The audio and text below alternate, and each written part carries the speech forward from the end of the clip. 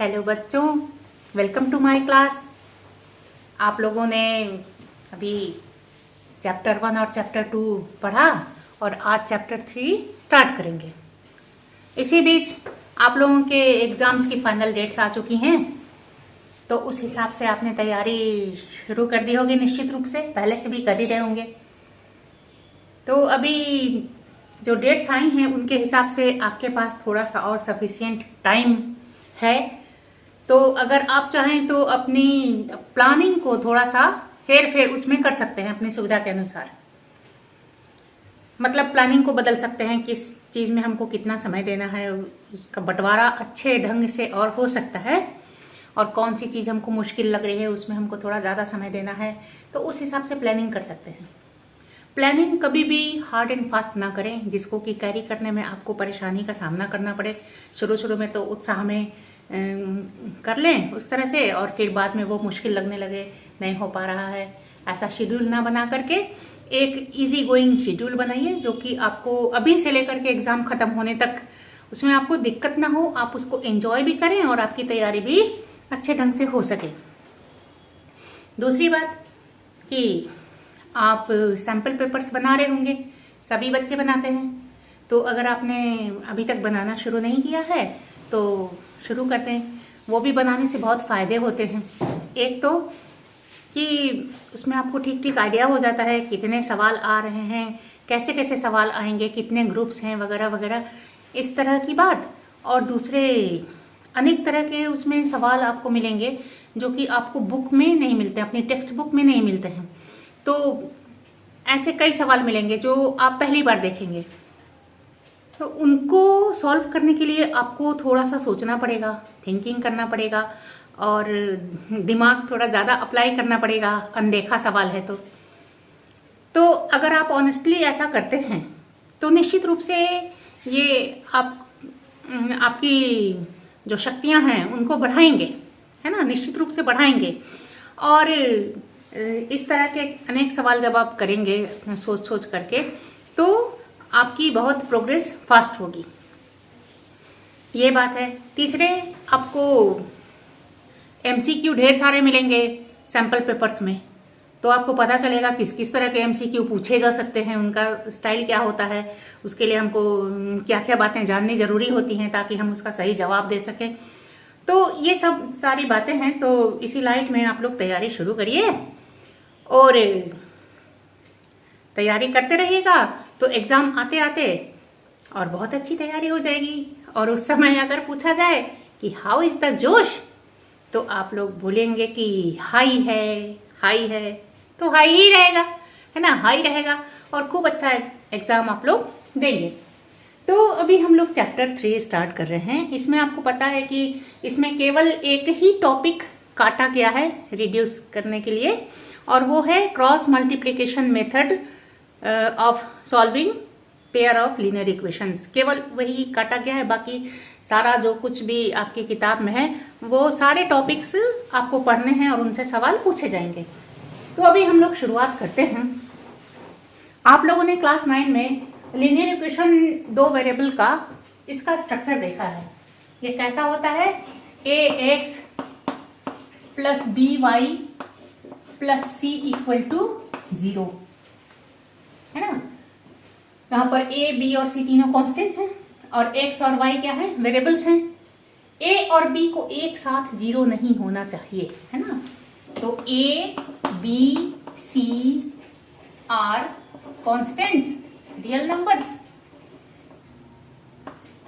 a and b must not be 0 together। एक साथ दोनों 0 हो जाएंगे तो बहुत मामला अजीब सा हो जाएगा। देखिए, ये भी 0 हो गया और b भी 0 हो गया और बच गया c इक्वल टू 0। तो ये सेटिस्फाई होने के लिए फिर c को भी 0 होना पड़ेगा। तो a भी 0, b भी 0, c भी 0, तो सब खत्म, कुछ बचा ही नहीं ना। तो इसलिए a और b दोनों को एक साथ 0 नहीं होना चाहिए। ये आपने पहले से पढ़ा है और आपने ये भी पढ़ा है कि इस तरह का अगर कोई इक्वेशन होता है उसके कितने सॉल्यूशंस होते हैं, तो इनफाइनाइट होते हैं, है ना। मतलब x का अगर हम कोई भी रियल वैल्यू रखेंगे तो उसके करस्पॉन्डिंग हमको y का जरूर एक वैल्यू मिलेगा, जो कि दोनों मिलकर के इस इक्वेशन को सेटिस्फाई करेंगे। लेकिन अगर हम बात करें पेयर की, मतलब ये तो सिंगल है, इसके इनफाइनाइट सॉल्यूशंस है ना। तो अगर हम दो इक्वेशंस को एक साथ रखें और उनकी बात करें तो फिर बात बहुत अलग ढंग की हो जाती है। अकेला रहना और एक किसी और के साथ रहना, इसमें बहुत फर्क होता है। इसको आप इस तरह से समझ सकते हैं कि अगर आप हॉस्टल के किसी रूम में रहते हैं अकेले, तो आप अपनी मर्जी के मालिक होते हैं काफी हद तक, है ना। सोना, जागना, पढ़ना और शांति से रहना, या कभी म्यूजिक सुनना, कभी हंगामा करना, ये आपकी इच्छा पर निर्भर है। लेकिन अगर मान लीजिए कि कोई दूसरा भी स्टूडेंट उस रूम में रहने के लिए आ जाए, उसको अलॉट हो जाए वही रूम, तो फिर बातें अलग हो जाती हैं। कभी तो ऐसा हो सकता है, ऐसा बच्चा आ गया कि एकदम आपके स्वभाव के विपरीत उसका स्वभाव है, उल्टा, है ना। आप शांति से पढ़ने लिखने वाले हैं, वो हंगामा पसंद है। आप जल्दी सोने वाले, जल्दी उठने वाले हैं, वो देर तक लाइट जलाता है रात में, सुबह देर तक सोता है, दोस्तों को बुला के हंगामा करता है, या जैसे तैसे अनटाइडी रहता है, आप बहुत टाइडी हैं।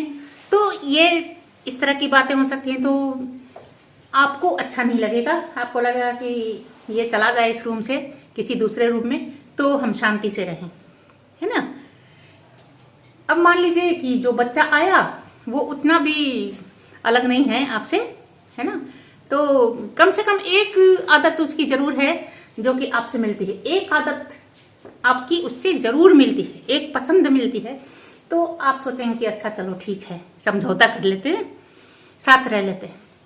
और तीसरा कि ऐसा बच्चा आ गया जिसकी हर आदत ही आपके जैसी है, एकदम सेम है, तब फिर दोनों को बहुत अच्छा लगेगा और आप लोग सोचेगा कि हम लोग हमेशा साथ रहें और ये दोस्ती कभी नहीं टूटे, हमेशा बरकरार रहे। तो कुछ इसी तरह का सिचुएशन तब आता है जबकि हम एक के बदले दो इक्वेशंस को एक साथ लेके चलते हैं, है ना।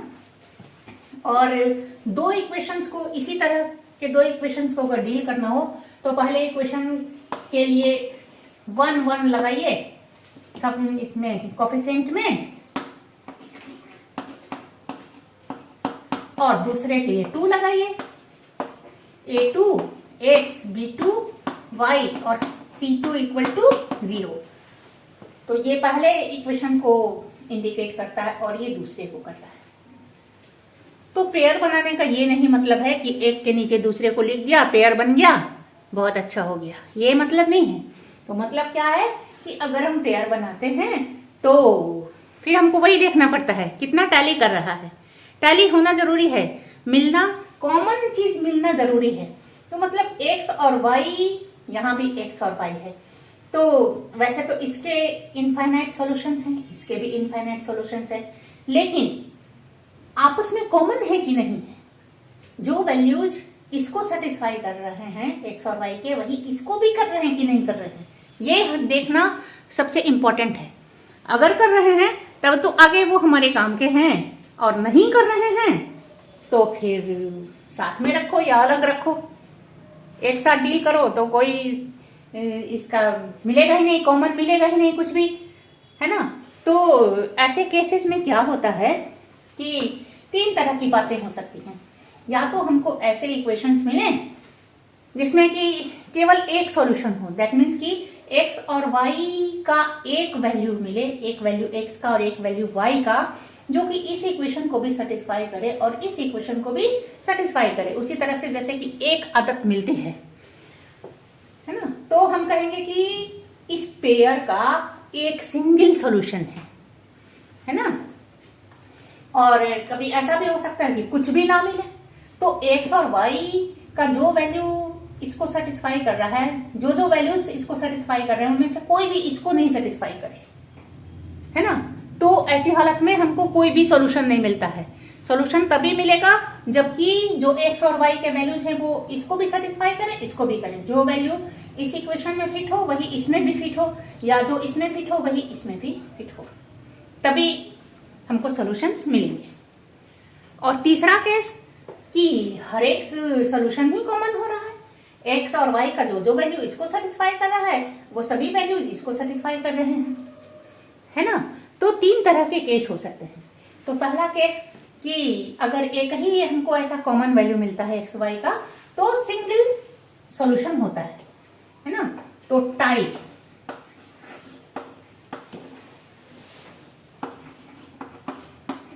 ऑफ सॉल्यूशंस, पहला टाइप क्या है कि एक सिंगल सॉल्यूशन हमको मिलेगा या यूनिक सॉल्यूशन मिलेगा। x और y का एक ही पेयर हमको ऐसा मिलेगा जो कि इन दोनों को साथ साथ सेटिस्फाई कर सके, इसके अलावा कोई भी नहीं मिलेगा। दूसरा, नो सॉल्यूशन, एक भी नहीं मिला, कोई सॉल्यूशन ही नहीं मिल रहा है दोनों का, कोई भी सॉल्यूशन ही नहीं मिल रहा है। दैट मीन्स कि x और y का कोई भी वैल्यू नहीं मिल रहा है जो कि दोनों को साथ साथ सेटिस्फाई कर सके, है ना। और तीसरा है कि इनफाइनाइट मिल रहे हैं सॉल्यूशंस,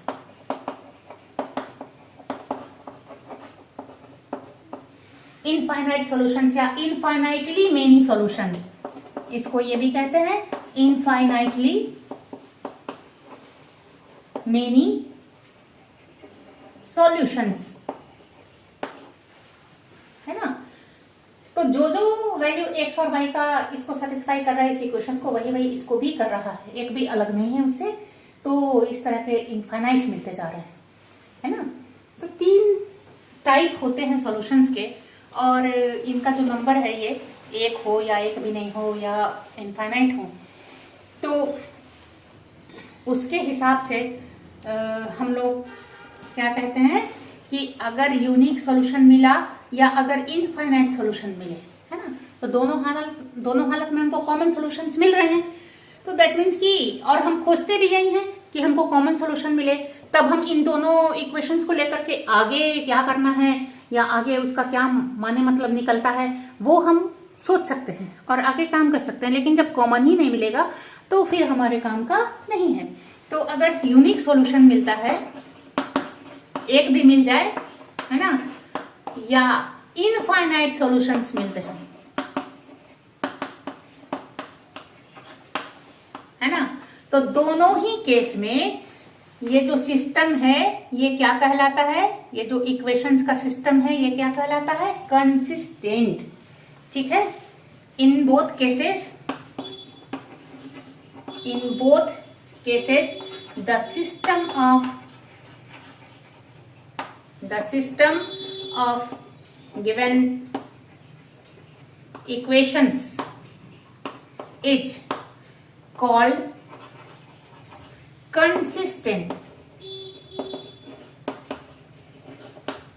कंसिस्टेंट कहलाएगा, है ना। और अगर एक भी सॉल्यूशन हमको नहीं मिले, मतलब कि नो सॉल्यूशन का केस हो जाए, तब हम कहते हैं कि ये सिस्टम जो है इक्वेशंस का ये कैसा है, इनकंसिस्टेंट है। ठीक है, तो अदरवाइज या ऐसे लिखिए, if there is no solution, no common solution, then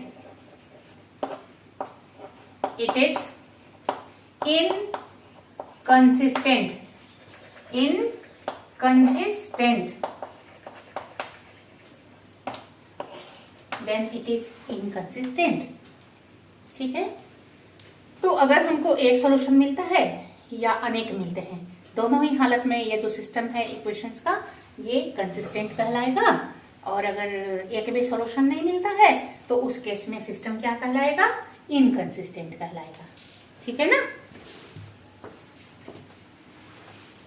तो हमारे पास कुछ अलजेब्राइक कंडीशंस हैं जिनसे कि हम बहुत आसानी से पता कर सकते हैं कि कितने सॉल्यूशंस हमको मिलेंगे, जो इक्वेशंस अगर हमको दिए हुए हैं, पेयर दिया हुआ है, तो उस पेयर के कितने सॉल्यूशंस मिलेंगे या नहीं मिलेंगे, मतलब कंसिस्टेंट होगा या कंसिस्टेंट नहीं होगा, ये भी पता कर सकते हैं। तो ये देखिए अलजेब्राइक कंडीशंस क्या क्या हैं।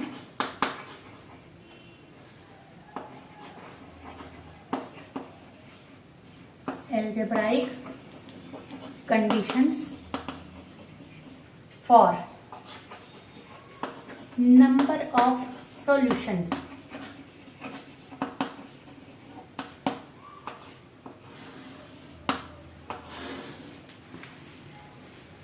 ठीक है, तो हमारे पास दोनों इक्वेशन दिए हुए हैं, ये देखिए इस तरह से a1x plus b1y plus c1 equal to 0 और a2x plus b2y plus c2 equal to 0। तो ज़्यादा अच्छा रहे कि आप स्टैंडर्ड फॉर्म में ही इक्वेशन को लिखिए,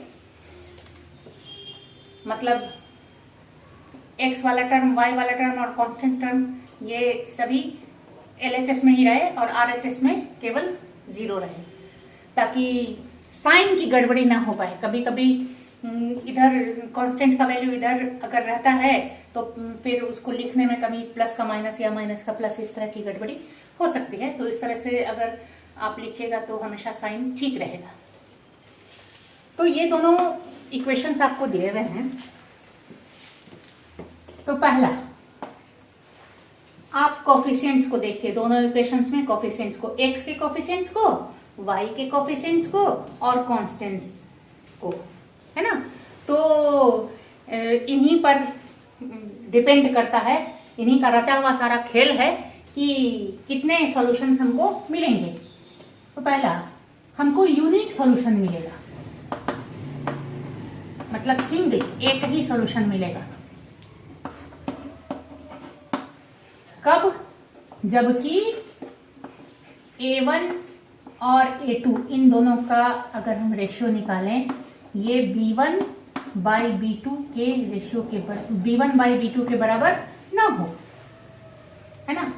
इन दोनों का रेशियो निकालिए और इन दोनों का निकालिए, ये दोनों सेम नहीं होना चाहिए, इनका वैल्यू इक्वल नहीं होना चाहिए। अगर ऐसा होता है तो हमको हमेशा एक सिंगल सॉल्यूशन जरूर मिलेगा, मतलब x और y का एक एक वैल्यू मिलेगा जो कि दोनों इक्वेशंस को साथ साथ सेटिस्फाई करता। ठीक है, इसी तरह से नो सॉल्यूशन,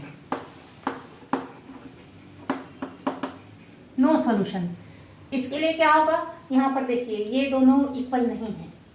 इक्वल अगर नहीं है तो यूनिक मिलता है, तो अगर इक्वल नहीं है तो C1 और C2 को देखने की जरूरत नहीं है। तो अब मान लीजिए कि इक्वल, ये तो इक्वल नहीं का केस हो गया, अब इक्वल है ना। तो A1 by A2 equal to B1 by B2।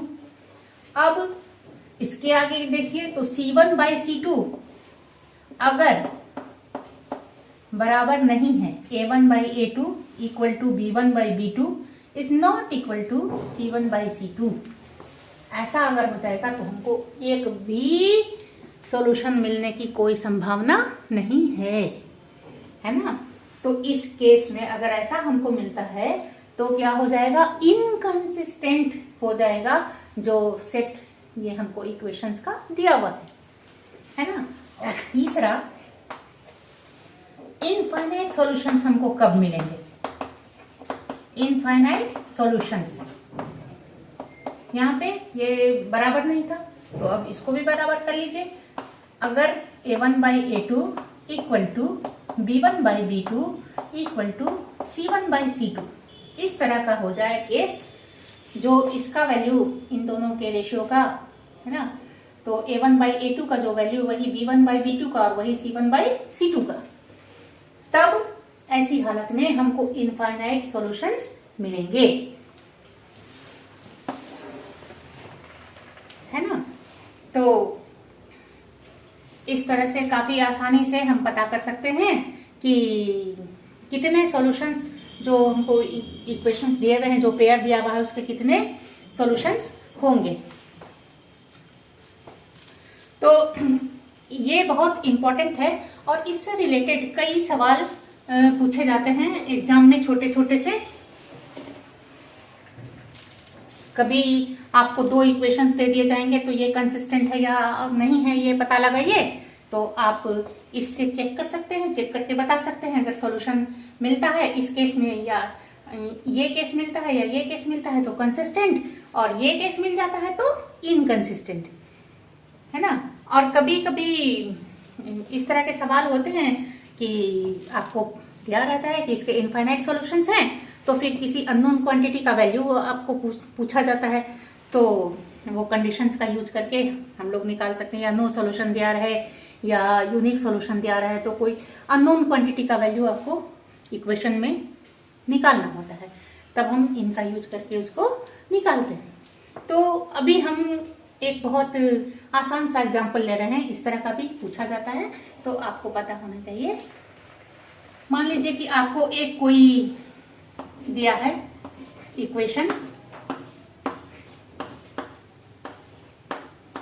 ये मान लीजिए कि ये आपको दिया हुआ है ना, ये दिया हुआ है, और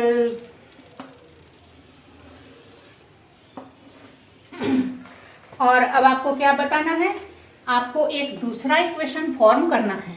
किस तरह का, कि सपोज दैट दोनों का अगर हम सॉल्यूशन करें तो एक सिंगल हमको सॉल्यूशन मिले, है ना।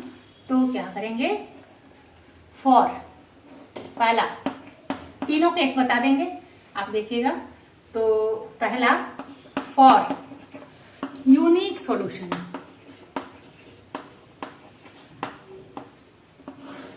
तो यूनिक सॉल्यूशन के लिए हमको इसके साथ किस तरह का इक्वेशन मैच कराना पड़ेगा ये देखना है। तो उसके लिए हमारे पास ये तरीका है, ऐसा हम अगर फॉर्म करें तो इसके साथ अगर हम दूसरा इक्वेशन इस तरह का बनाएं कि ये वाला रिलेशन आ जाए तो यूनिक मिल जाएगा। तो 3x है, मान लीजिए कि इसको हम 5x कर दें और इसको हम 3y कर दें, इसको हम 3y और इसकी तो इसको चाहे जो भी कर दें। अब देखिए, तो 3/5 इज नॉट इक्वल टू -2/-3, है ना। तो here 3/5 is not equal to -2/-3, तो a1/a2 is not equal to b1/b2, ठीक है ना। तो ये दोनों एक साथ जब मिलेंगे तो हमको एक सिंगल सॉल्यूशन मिलेगा, दोनों का कॉमन में। तो इसके साथ ये बन सकता है यूनिक सॉल्यूशन के लिए। लेकिन ऐसा नहीं है कि यही बन सकता है, एक ही यही बनेगा और दूसरा नहीं बनेगा इसके साथ यूनिक के लिए, ऐसा नहीं है, कई बना सकते हैं आप, है ना। बस आपको ध्यान रखना है कि ये अलग अलग वैल्यूज वाले हों, है ना। फिर इसी तरह से अगर आपको कहा जाए कि नो सॉल्यूशन के लिए हमको इसके साथ कैसा इक्वेशन बनाना चाहिए, तो आप इस तरह से बना लीजिए कि a1/a2 और b1/b2 तो आपस में बराबर हों, लेकिन c1/c2 उनके बराबर ना हो। तो a1 3 है,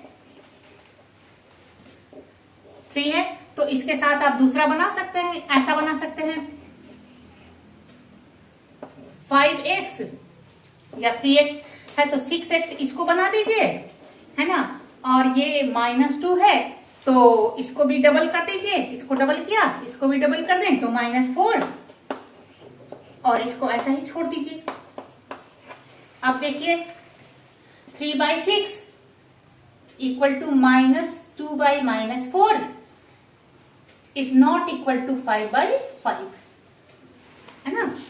तो 3/6 equal to -2/-4 is not equal to 5/5, ये 1/2 है, ये भी 1/2 है और ये 1/1 है। ठीक है, तो इस तरह का हम बना सकते हैं, और भी कई बना सकते हैं, बस आपको देखना है कि ये रिलेशन फॉलो होना चाहिए। ठीक है, और इसी तरह से अगर हमको इनफाइनाइट सॉल्यूशंस के लिए इक्वेशन इसके साथ फॉर्म करना है, तो इनफाइनाइट सॉल्यूशन में क्या होता है, सभी रिलेशंस इक्वल होते हैं, है ना, इक्वलिटी का रिलेशन है। तो ठीक है, वैसा ही बना देंगे। इनफाइनाइट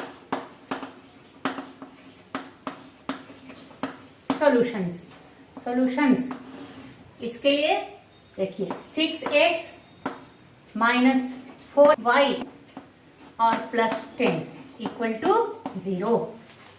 यहां से कंपेयर कीजिए, 3/6 इक्वल टू -2/-4 इक्वल टू 5/10, है ना।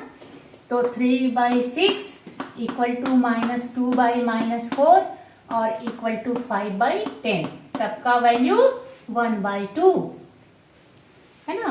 तो इस तरह से आप फॉर्म कर सकते हैं। तो आगे हम लोग और भी कई सारे प्रॉब्लम्स को डील करेंगे।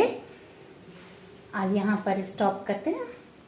आप लोग मेरे वीडियो को देखिए, और कोई भी अगर डाउट हो, कोई भी प्रॉब्लम हो, तो आप कमेंट बॉक्स में पूछ सकते हैं, और मेरी पूरी कोशिश रहेगी कि आपकी सभी परेशानियों का सॉल्यूशन हम दे सकें।